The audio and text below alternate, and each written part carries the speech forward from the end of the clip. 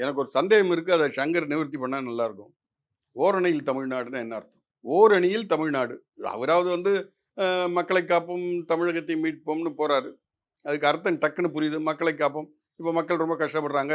நாங்க ஆட்சிக்கு வந்தா உங்கள காப்போம்.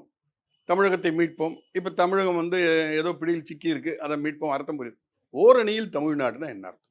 தமிழ்நாட்டுல இருக்கக்கூடியவங்கலாம் நம்ம அணிக்கு தான் வாக்களிக்கணும். நம்ம கட்சிக்கு தான் சப்போர்ட் பண்ணணுங்கிறது தான் அவங்க கான்செப்ட். அதன் அடிப்படையில தான் வந்து உறுப்பினர் சேர்க்கையா இருக்கட்டும், அதே மாரி வந்து பார்த்தீங்கன்னா, ஒன்றிய பாசிச பாஜகவ இங்க கால் பதிக்கக்கூடாது. இந்த 2 நோக்கத்துக்காக தான் வந்து அவங்க ஓரணியில் தமிழ்நாடு. தமிழ்நாட்டு மக்கள்லாம் எங்க பக்கம் தான் இருக்கணுங்கிறது தான் அவங்களுடைய அந்த நோக்கம். என்னுடைய சொந்த கருத்து.